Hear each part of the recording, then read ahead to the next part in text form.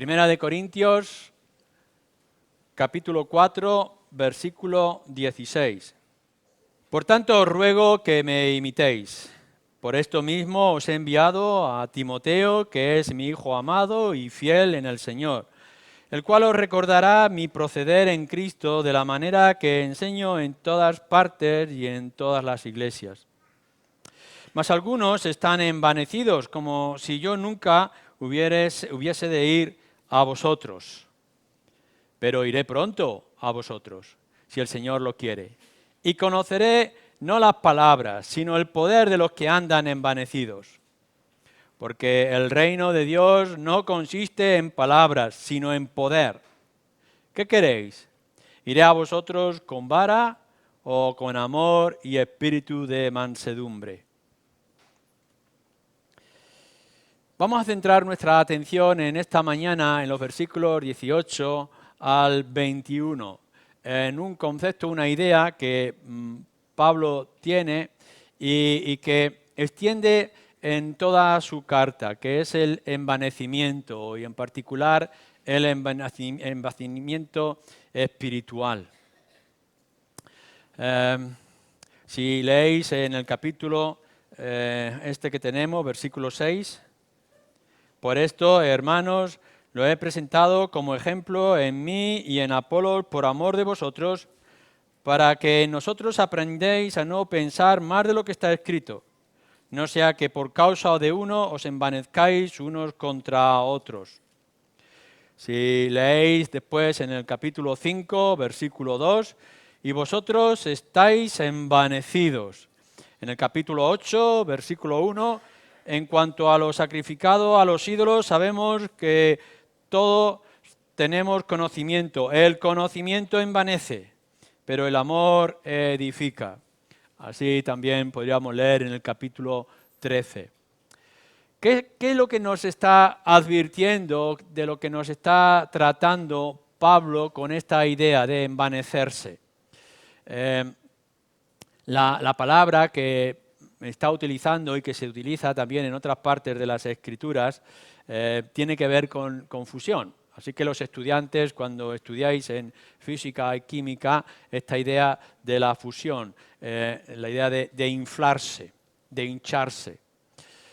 Bueno, pues que sepáis que no es solamente es un asunto de gas, que no es un asunto de física, sino que tiene que ver también con actitudes espirituales. No es únicamente en áreas de nuestra vida que puede ocurrir, sino que también puede ocurrir en este área tan importante para los creyentes, que es el envanecimiento espiritual. El hincharse, el creerse más de lo que realmente es, el coger una parte pequeña que podamos haber recibido o que tengamos y querer hacerla demasiado grande y ponernos como un pez globo para influenciar a todos los que están a nuestro alrededor. De esto es lo que Pablo está tratando, el envanecimiento espiritual que se estaba dando y que era un peligro serio en la iglesia de Corinto. Y que como para nosotros la iglesia de Corinto no es ni mejor ni peor de lo que estamos representando aquí, pues también es una advertencia que debemos de tener en cuenta en nuestra propia vida personal y también en nuestra vida de iglesia, de pueblo de Dios. Lo que nos está advirtiendo con esta palabra, con esta idea, es el peligro de llegar a creerse uno mismo más de lo que en realidad es. De que podamos pensar que somos más grandes, más importantes, más hermosos, con más conocimiento, más sabios de lo que realmente podemos llegar a ser. O pensar que lo que tenemos nos hace distintos o de más valor a otras personas. Ciertamente la vanidad, el envanecerse, el hincharse de orgullo ocurre en todas las áreas, en todos los aspectos. Y a veces incluso puede ser natural y bueno, pero también puede ser peligroso. Os voy a poner un ejemplo. Viene vuestro niño, vuestro nieto o vuestro hijo y puede llegar y decir, abuelo, abuela, eres la mejor abuela del mundo. Y nosotros nos hinchamos, ¿no?, de que nuestro hijo, nuestra nieta, tenga ese concepto de nosotros. El mejor abuelo, la mejor abuela del mundo. Esto está bien, nos llena de orgullo. El problema es que tú te lo creas de verdad y que tengas pensando presentarte a un concurso de abuelas y que pienses que vas a ganar el concurso de abuelos mundial porque tu nieta o tu nieto te ha dicho que eres el mejor abuelo o eres el mejor padre.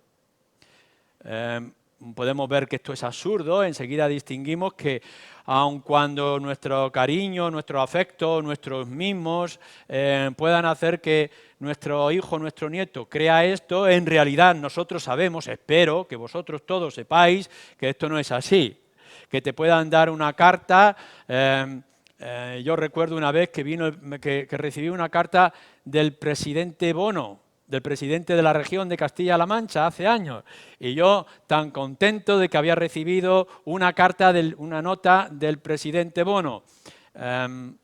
La idea era decir, bueno, la voy a poner en un marco aquí en la pared, hasta que me enteré de que, bueno, era una carta que mandaban masiva a mucha gente y que ni siquiera Bono firmaba, sino que había un sello con su firma que él ponía, lógicamente. Claro, uno puede llegar y decir, soy importante, el señor presidente de la región me ha tenido en cuenta, pero en realidad ha tenido a otros centenares o miles de personas en cuenta. Cuidado con el orgullo, cuidado con la vanidad. Podemos sentirnos contentos de estar presentes o ser considerados por alguien, pero no penséis que esto nos hace distintos, famosos, más allá de lo que realmente somos o de lo que realmente tenemos. Pablo nos ha dicho anteriormente en su carta que nuestro Señor Jesús o nuestro Dios, para manifestar su gloria, escogió lo más pequeño y lo más insignificante del mundo. ¿Para qué? Para avergonzar al mundo. Aquellos que se creían sabios, puede Dios mostrar que los más pequeños, los más necios, los que menos conocimiento tenían, los que menos esperaban ser salvos, han sido salvos en la ciudad de Corinto, para que aquellos que estaban hinchados con su orgullo de conocimiento o de experiencia quedaran avergonzados. Así que es algo que ya desde el principio de la carta nosotros tenemos que recordar. No habéis sido llamados a ser parte del pueblo de Dios porque tengáis algo de valor en vosotros. No sois vosotros lo importante del mundo. No sois la distinción, la élite, la nobleza de la sociedad que nos está rodeando. Pablo lo está diciendo, sois lo más pequeño y insignificante, porque así Dios será glorificado y ensalzado. El asunto está en que, claro, nosotros empezamos a recibir conocimiento que antes no teníamos y empezamos a experimentar cosas que el resto del mundo no ha experimentado. Ahora descubrimos que el velo que cubría a aquellos conocedores de la Escritura, los judíos tenían un profundo conocimiento del Antiguo Testamento, pero había un velo que les impedía ver algo más. Pero nosotros, por medio del Espíritu y de la obra de Cristo, por nosotros empezamos a quitar esa nube y empezamos a ver cosas claras en las Escrituras. Y esto nos hace distintos, pero cuidado. No sea que este conocimiento que nos ha dicho anteriormente, o después nos dice en la carta, a ver si este conocimiento te va a hinchar y te vas a creer que eres algo, que has recibido el Evangelio por merecimientos propios, y no es así. Y por tanto todo lo que tú tienes es como prestado de parte de Dios. Entonces no hay de qué enorgullecerse. El peligro de creerse más o de tener más que el resto puede crear problemas, que es lo que estaba presentándose como un peligro para la iglesia en Corinto, porque puede llevar a una actitud divisionista. Si recordáis, en el capítulo 3,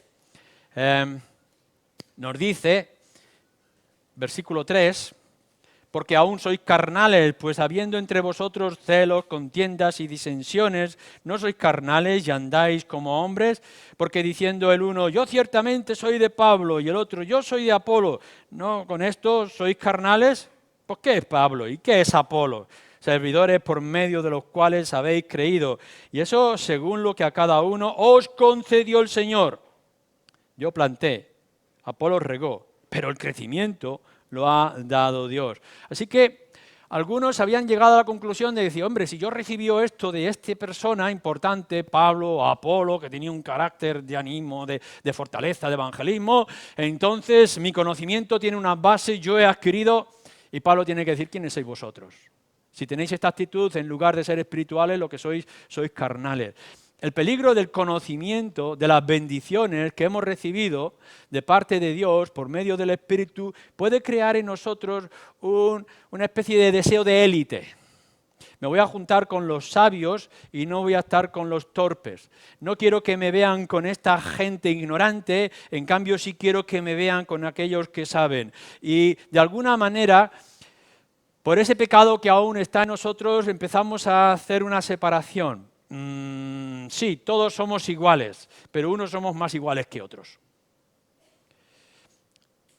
Uno de los peligros que nos trae el envanecimiento espiritual es el de llegar a independizarnos de las Escrituras. Empezar a pensar de que, bueno, sí, la Escritura ya lo ha dicho, yo ya lo sé, ahora yo lo aplico, no me hables tanto de la palabra de Dios porque yo ya me la he leído, yo ya la conozco. Cuando Pablo vino aquí a informarme, yo entendí el Evangelio y lo recibí, ya sé el Evangelio. Y no puede venir ahora nadie a enseñarme, a instruirme.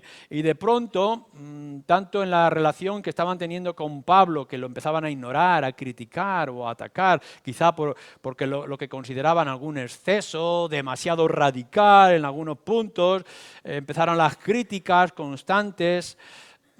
Puede también que esté ocurriendo con respecto a nosotros.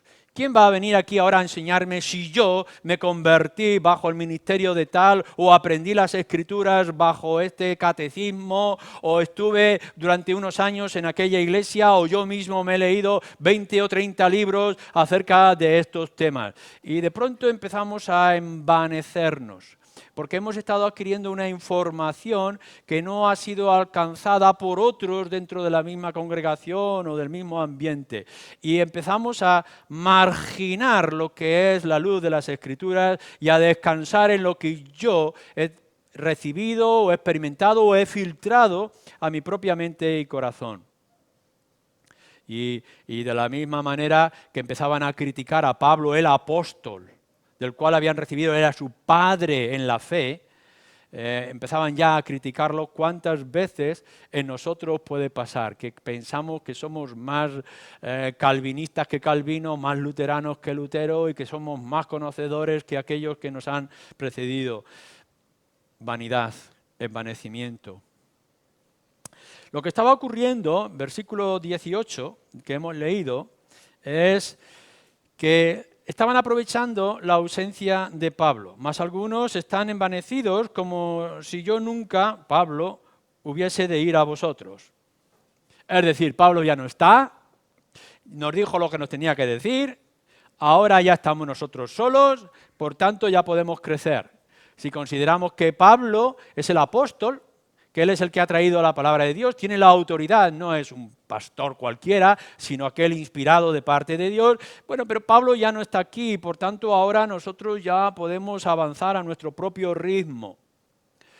Esto nos recuerda a uno de los problemas o de los peligros más graves que se dieron en el Antiguo Testamento al pueblo de Israel, cuando en el momento crucial y más importante que se estaba dando al pueblo de Israel, el recibimiento de los 10 mandamientos escritos por el dedo de Dios. Moisés está en el monte y está recibiendo ese código que les va a guiar y les va a hacer distintos, ¿no? Los 10 mandamientos. Y resulta que, claro, Moisés está durante mucho tiempo en el monte hablando con el Señor y el pueblo de Dios dice, Moisés no está, Moisés no viene, nos vamos a independizar. Aarón, haznos un Dios. ¿Y qué es lo que ocurre? Que se quitan sus anillos, sus colgantes de oro, lo echan en fundición y allí sale un becerro en el cual empiezan a adorar. Se independizan o quieren independizarse de Dios. Uno puede llegar al inmenso peligro de decir, bueno, yo no escucho directamente la voz de Dios, o sí, y yo ya tengo un conocimiento de la Escritura, ya no necesito más, por tanto, Pablo no está, ahora somos nosotros. Y empieza ese desprecio que hemos dicho y ese levantarnos nuestros propios becerros, que la mayoría de las veces es nuestro propio yo. Un ídolo que es invisible, pero es que es inmensamente poderoso. Me vas a enseñar tú a mí, vaya. Tú eres el que me va a corregir. Tú no sabes los años que yo llevo en la fe. Tú no sabes la experiencia que yo tengo. No sabes los libros que he leído. Me vas a traer tú a mí ahora las interpretaciones de las Escrituras. Así que tendemos a aprovechar esa ausencia de Pablo, ese conocimiento de las Escrituras. Hasta incluso que podemos llegar, que le podría estar ocurriendo también a la iglesia de Corinto, a olvidar las doctrinas. Pablo en la carta a los Gálatas les dice, no hace casi nada que me he marchado y ya habéis olvidado el evangelio que recibisteis de mí.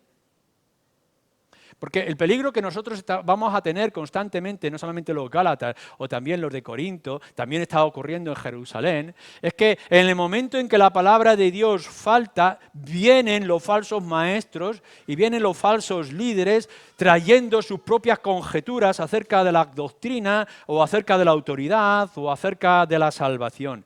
Y hoy en día, en el momento en que nosotros nos alejamos solamente unos metros del conocimiento de la palabra, no os engañéis, vendrán los falsos maestros, lobos vestidos de cordero con sus instrucciones, sus teologías modernas, sus interpretaciones actuales de moda, su comprensión del mundo y su desconocimiento de las Escrituras, dándole más valor a lo que ellos ven en sus ojos, lo que ellos creen que es un negocio para aumentar y empiezan a traer la mala influencia con respecto al conocimiento. Sí, es verdad, pero las cosas que dijo Pablo ¿no se han quedado un poco anticuadas?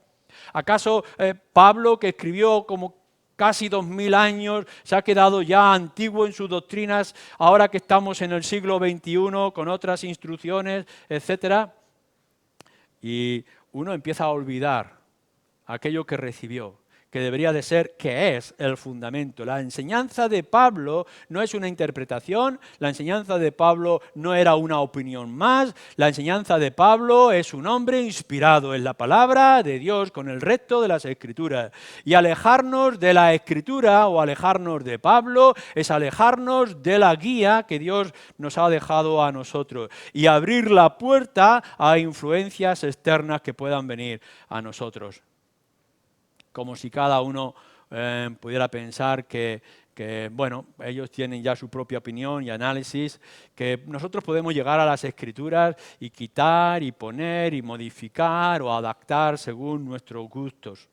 Es verdad, tenemos que reconocer que hay algunas palabras que en nuestro texto de la Escritura tienen que actualizarse, tienen que modernizarse, que incluso tendríamos que explicar algunas palabras como propiciación, que no nos suenan para hoy en día, o otras ricas palabras que tenemos que explicar al margen de nuestras Biblias.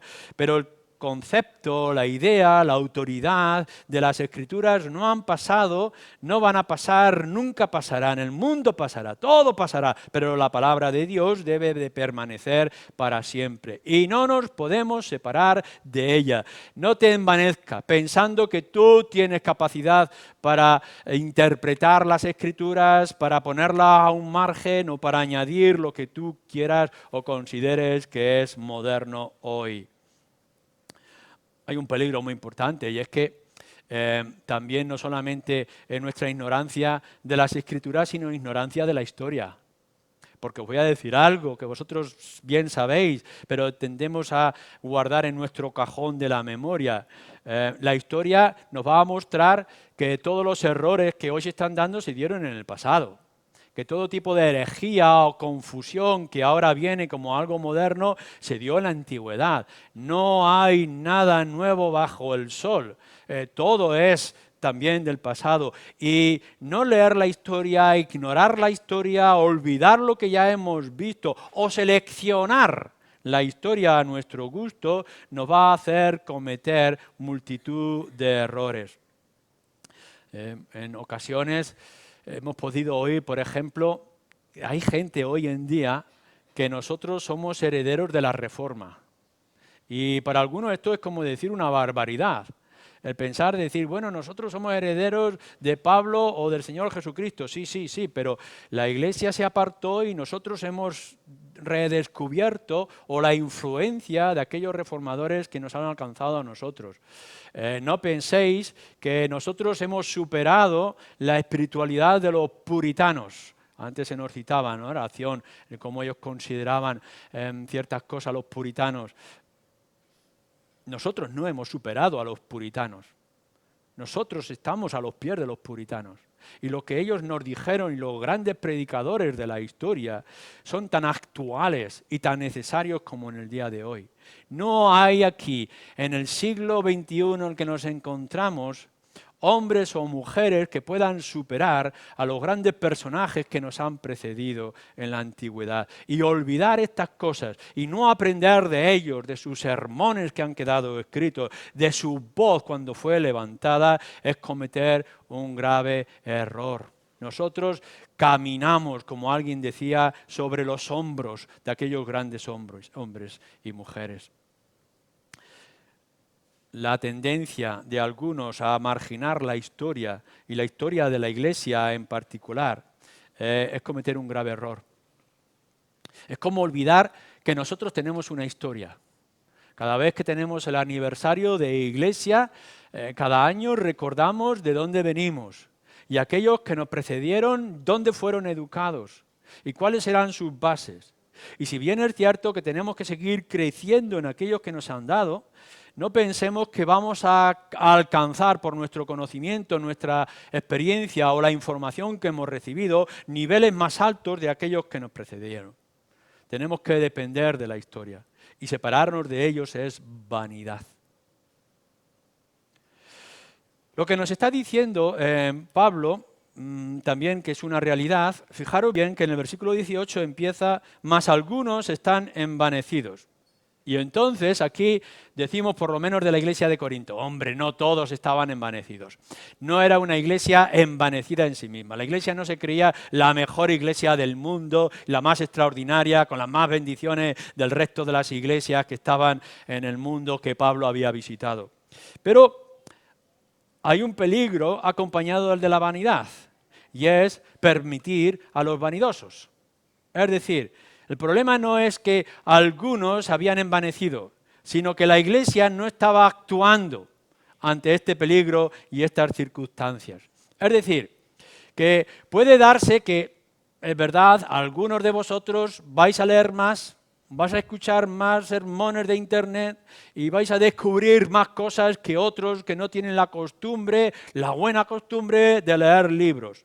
Y que por tanto vais a profundizar en cosas que otros no han profundizado y os vais a envanecer, os vais a creer que sois más importantes que el resto. El problema es que estos vanidosos que están en la iglesia, si no se atajan, la iglesia se va a hacer culpable de todo ello. Y por tanto también nosotros seremos responsables. Pablo está escribiendo a toda la iglesia y les está advirtiendo de los graves peligros. La ignorancia de no responsabilizarse y de no actuar en ese problema u otros que pudieran darse a la iglesia. No son culpables únicamente aquellos que cometen el delito. Son culpables también aquellos que permiten a los que cometen los delitos. Tolerar el pecado es igual de grave. Puedes pasar por la carretera y ver que un borracho ha golpeado a otro y está tirado con su bicicleta, quizá incluso muerto. Y tú pasar por delante, si te para la policía, podrás llegar y decir, no, yo no lo he atropellado, yo simplemente pasaba por allí. Pero pasar por allí y no prestar auxilio para la policía es una gravedad, es un crimen. y por tanto también se tiene que pagar. Si tú estás viendo que una mujer es maltratada al otro lado de tu casa y no actúas teniendo conocimiento, quizás no seas culpable de haber maltratado a aquella mujer, como lo puede haber hecho su marido o quien fuera, sino que eres culpable de no prestar auxilio. Si tú ves en la iglesia el peligro de la vanidad, de la independencia de las Escrituras, de dejar la influencia de fuera porque la palabra de Dios se nos ha quedado ya vieja, eres culpable. No solamente es si lo haces, sino que permites que eso se esté haciendo, como va a tratar en el capítulo 5 con respecto a un pecado muy serio. El problema no es que hubiera un pecado en la iglesia, sino que la iglesia no estaba actuando con ese pecado. Porque la vanidad o el envanecimiento nos puede hacer ciegos, ciegos espirituales. Creer que nuestro conocimiento, nuestra posición, nuestros descubrimientos nos cubren, nos hacen un velo y nos protegen. Y lo que está haciendo en realidad es no ver lo que está a nuestro alrededor y las necesidades de todo tipo que surgen también a nuestro alrededor. Así que era un problema serio. El llegar a envanecerse, creerse algo, independencia de las Escrituras o de la autoridad de la palabra de Dios, crea muchísimos problemas y peligros para la iglesia. ¿Cómo actúa Pablo? ¿Cómo actúa ante esta situación que se estaba presentando, entre otros muchos problemas que tenía que tratar el apóstol? Y por tanto, ¿qué es lo que nosotros, tú y yo, tenemos que aprender de esa actitud de Pablo ante las situaciones que pudieran darse en nuestra propia iglesia? Bueno, lo primero que Pablo va a hacer es decir, no lo voy a permitir. No voy a dejar que esto siga adelante. En el momento mismo de que algunos han venido, los de Chloe, me contaron este tipo de problemas, esto ya ha estado en mi mente y no lo voy a ignorar, no lo voy a dejar al margen. No voy a dejar que crezca, no voy a dejar que se extienda su influencia. Esto es lo primero que Pablo tiene que actuar con su carta en sí mismo y con otras actitudes cuando él vaya a ellos una segunda o tercera vez. Esto es, en primer lugar, lo que nosotros tenemos que hacer. La más pequeña e insignificante de las grietas en nuestro muro se puede convertir en la ruina de la casa. Y por tanto, si ves que hay una grieta o que hay humedad en tus muros, tienes que tratarlos con la urgencia necesaria antes de que el problema se extienda en gran manera. Una pequeña mota minúscula en tu pulmón, sabes que se puede convertir en una extensión de metástasis alrededor de todo tu cuerpo. Por tanto, en el momento que hay una señal, por mínima que sea, hay que buscar y atajarla. Y Pablo dice, me han comentado esto y por tanto tenemos que actuar. Y tenéis que actuar vosotros, de una manera o de otra. Yo creo que todos nosotros somos responsables de los otros y no podemos dejar ni abandonar a otros a su suerte. Yo estoy bien con el Señor, estoy caminando bien, he tomado buenas lecciones de la palabra de Dios, mi experiencia buena y mala me ha enriquecido, ya estoy bien con el Señor, allá cada uno que se apañe como pueda. Pero esto no es el espíritu de las Escrituras. Lo que nos está diciendo es que todos nosotros tenemos que crecer al mismo ritmo. Y que, por tanto, como nos va a decir más adelante, los dones que cada uno tiene, que no se puede jactar en sus dones, porque es un don, es un regalo, los dones es para la edificación de todo el cuerpo del Señor, de toda la iglesia. A ver si vamos a tener aquí en la iglesia cabezones y vamos a tener paralíticos. A ver si vamos a tener panzones que han engordado en su panza, pero no vamos a tener ojos para ver, oídos para oír. Todo el cuerpo tiene que crecer en armonía y todos nosotros tenemos que ayudar en este crecimiento. Y no podemos ignorar la parte más débil que podamos encontrar. Y en esta parte débil estoy hablando a aquellos que se empiezan a alejar de la autoridad de las Escrituras y creerse independientes y que pueden caminar solos. ¿Qué es lo que hace en segundo lugar? Bueno, pues esta carta. Lo que está haciendo enseguida que le han comentado esos hermanos de fuera lo que han visto en la iglesia de Corinto, lo que Pablo va a hacer es, mira, estoy escribiendo esta carta para responder lo que vosotros me preguntáis y de los problemas que otros me han dicho que han visto. Y escribe esta carta. La palabra de Dios en el Nuevo Testamento, en su gran mayoría, son cartas. No es simplemente una lista de síes y de noes, de lo que se puede hacer o que no se puede hacer, sino que son las cosas que estaban ocurriendo a su alrededor y que Pablo tiene que atajar. Y lo sorprendente es que todas esas cartas, quizá incluso esas 21 que tenemos en el Nuevo Testamento, todas ellas están haciendo referencia a problemas o tensiones que estaban surgiendo. Instrucciones para eliminar otras malas instrucciones. Enseñanza para frenar las malas enseñanzas.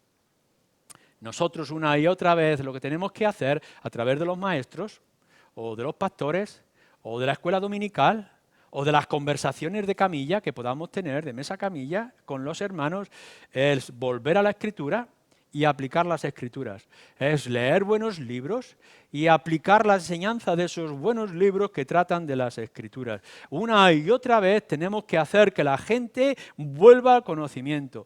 Pablo nos dice, no os enseñé, yo no dije, cuando estuve a vosotros no actué de esta manera, no os he dejado un ejemplo, no ha estado Timoteo para recordaros cuál es mi ejemplo que vosotros tenéis que seguir. Una y otra vez es volver otra vez a nuestras mismas raíces y nuestras mismas bases. ¿Quién eres? ¿De dónde has aprendido? ¿Cómo recibiste el Evangelio? ¿Quiénes fueron los que te enseñaron en las casas o en la iglesia, en la reunión de mujeres, en la reunión de hombres, etcétera? ¿Cuál es tu conocimiento de las Escrituras? ¿Qué dice tu confesión de fe? ¿Cómo entiendes tú o cómo has recibido tú para entender acerca de la divinidad o acerca de las obras y de la fe, etcétera? Vuelve a ellos. Y cuando haya errores o haya dificultades o tensiones, vuelve otra vez a ellos. Constantemente ir y acercaros a la palabra de Dios. Pablo dice, no lo voy a dejar, esto no lo voy a ignorar, no lo voy a pasar por alto, así que esta carta es para corregir, para frenar. Y a la misma vez nos dice, en cuanto me sea posible, iré a vosotros en una subsiguiente visita. En el capítulo 16, más adelante, en el 5 al 8, nos está hablando de esa visita que quiere hacer, que estaba programado.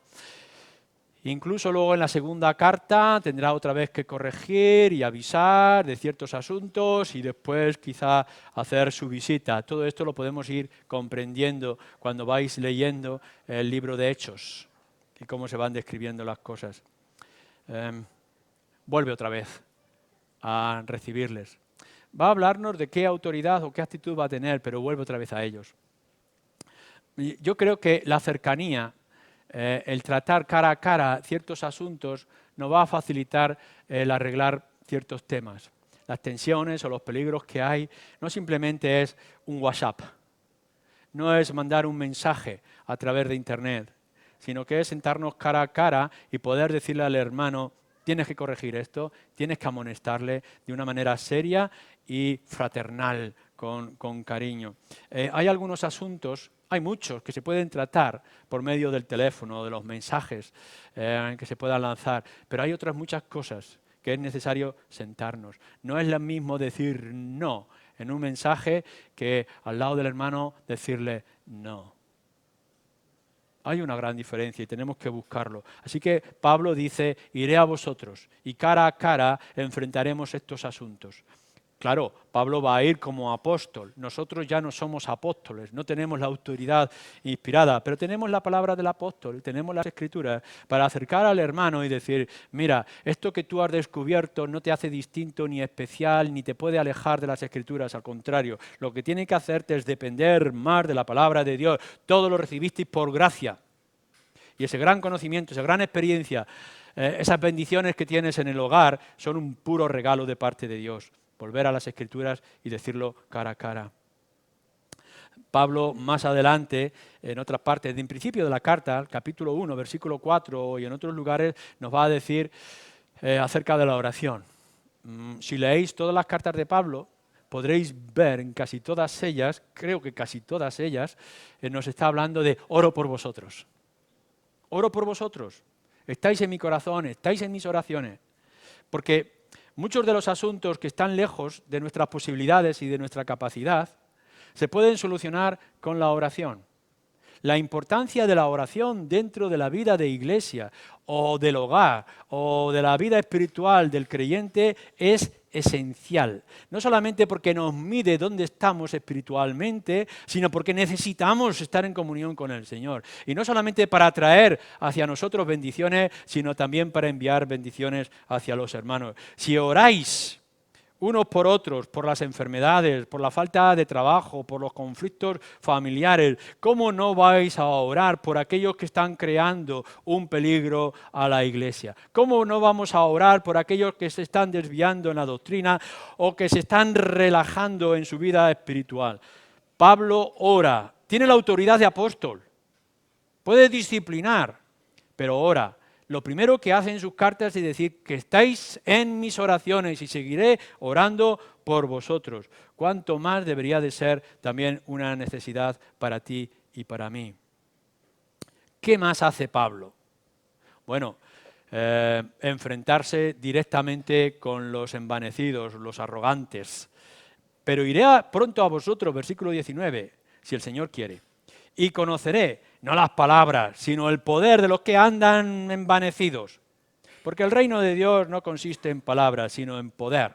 Así que Pablo está diciendo, vaya que van por ahí diciendo cosas contra mí, o críticas, o creando tensiones, o diciendo que es mejor pertenecer a este grupo de hermanos de doctrina, etcétera, etcétera. Voy a ir y me voy a enfrentar con ellos palabra a palabra, o cara a cara. Vamos a tratar estos asuntos. Vamos a dejarnos de palabra y vamos a mostrar poder, pero no poder de los puños, sino la autoridad de parte de Dios. ¿Quién es el que está defendiendo mejor las cosas en las Escrituras? ¿Quién es más firme en este conocimiento y aplicación de la palabra? A veces pensamos que vamos a defender, esto ocurre en el mundo, pero desgraciadamente también ocurre en la iglesia, que podemos defender las doctrinas o nuestras opiniones o nuestras interpretaciones con los gritos. Pensamos que cuanto más gritemos, más influencia tendrá nuestra doctrina. O con los amigos, es decir, me voy a hacer un grupo que apoye mi manera de pensar. Y esto es erróneo cuando lo enfrentamos a la palabra de Dios. Aquí no podemos defender la doctrina o la enseñanza o el camino del Señor pegando voces, levantando las manos o animando a grupos y creando sectas dentro del cuerpo, sino lo que tenemos que hacer es enfrentarnos cara a cara con las Escrituras, que es como enfrentarnos cara a cara con Pablo. ¿Qué dice la palabra de Dios? Y no solamente ese poder, sino el poder del Espíritu. Pablo está diciendo, no solamente yo os he enseñado con palabras, sino con hechos. Por cuando se está presentando él mismo como ejemplo. Cuando vosotros vengáis y veáis no solamente las palabras que decís, sino las pruebas de lo que estáis diciendo, entonces hablaremos. Hay mucha gente que está hablando de evangelismo, pero en realidad no evangeliza. Hay gente que está hablando de su experiencia en este área de doctrina, pero en realidad no la está aplicando. Algunos que puedan estar diciendo cuán importante es la oración, que no oran. Y cuán importante es la caridad, pero no tienen caridad ni hospitalidad con respecto a la gente. Estas cosas son serias y son graves. Hay que tratarlas cara a cara y hay que ver los hechos. Hay que ver el poder, la obra del Espíritu, los dones del Espíritu, la presencia del Espíritu, como nos va a decir también en otros lugares. Hay una combinación necesaria en todos los creyentes y tiene que estar en nuestra iglesia, hermanos.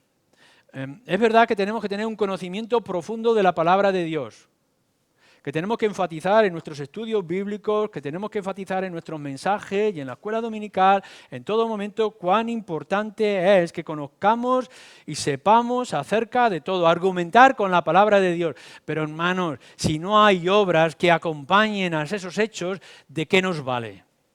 ¿Cómo podemos estar diciendo algo una y otra vez que nosotros mismos no aplicamos? En esta tarde vamos a ver acerca del uso del domingo, del Día del Señor, de lo que podemos hacer, qué no podemos hacer, y podremos traer una teoría inmensa, extraordinaria, de cómo puede ser un buen domingo delante de Dios y delante de los hombres. Pero si tú no lo ejerces, ¿de qué te sirve? Puedes estar diciéndole a tu hijo que vaya a las reuniones o escuelas dominicales o las reuniones de jóvenes los sábados, pero si no te ve a ti venir de manera regular a la iglesia, ¿de qué te sirve?